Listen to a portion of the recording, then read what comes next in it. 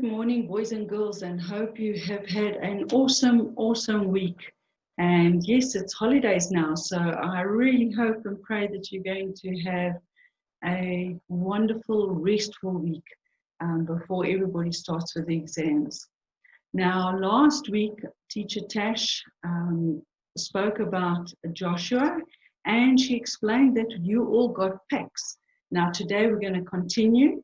And you're going to grab the envelope that says the 25th of October, God stops a river. So have that envelope handy. And for those of you who don't have envelopes, the link is on the first page or on the video so that you can also go and download it and enjoy your time with the activities with us.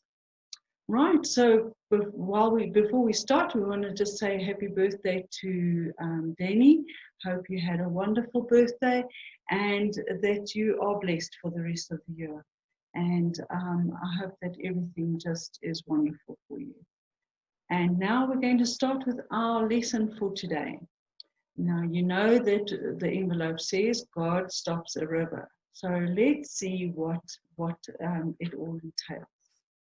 Now, last week, Teacher Tash spoke about Joshua, who was now the new leader of the Israelites after Moses had died. And he was going to take the Israelites to the promised land or to their own land. And he sent spies to Jericho. Remember that with the rope where Rahab helped them hide out from the soldiers. And the spies got back safely again. Now, today's story is where Joshua actually prepares the Israelites to go and move into their new country or their new land.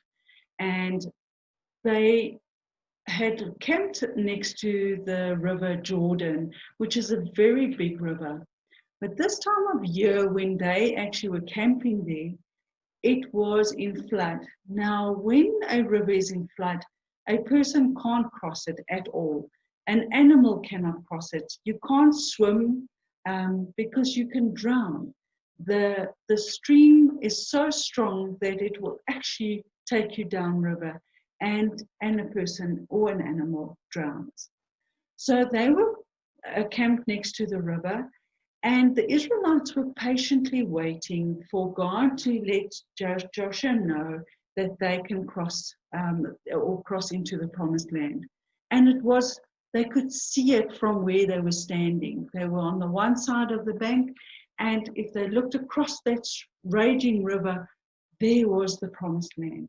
So everybody was super excited. Just like when you are packing up to go on holiday and you're packing your clothes and you know that you're going to the sea or to a special place, you get super excited and nothing can make your day even worse than anything. Nothing can put you down. So that's how the Israelites felt. And they were just waiting for Joshua to give them the sign. Well, it was about 3 days later, and Joshua went to his people and said, everybody, it is time to pack up your tents, roll up your beds, get all your animals and your people together.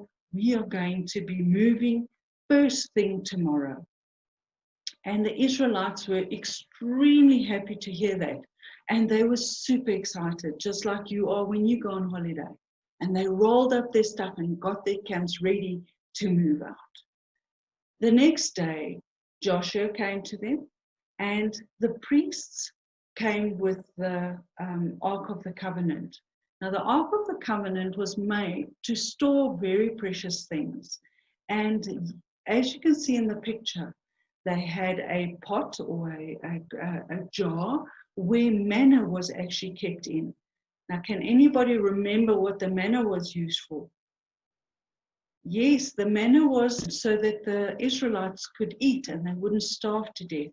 And that was when they were in the desert for 40 years and there wasn't much food there.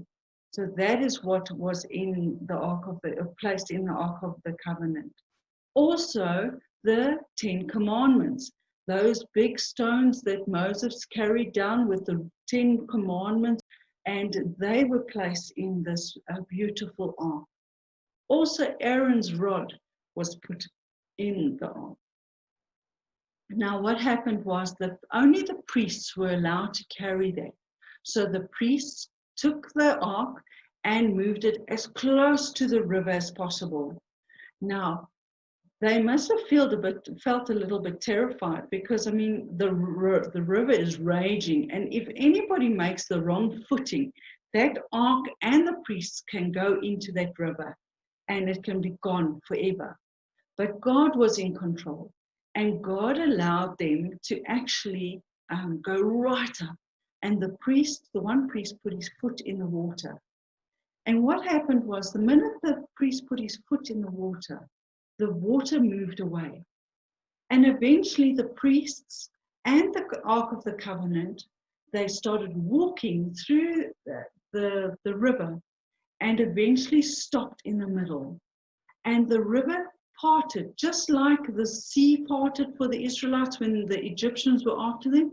So the river parted. But they weren't walking in mud. They were walking on dry ground. And there was no mud on their feet. And in the riverbed that had opened, there were big rocks, but smooth rocks, like a pebble, the pebbles that we gave you in your packets. Just like those pebbles, it was just bigger boulders. And there were rocks that were in the riverbed. And Joshua then said to the people, "Go." So each family went through the river, and as each family went, they picked up a boulder or a rock and took it with them. And eventually, all of the people were on the other side of the river, except for the priests and the ark.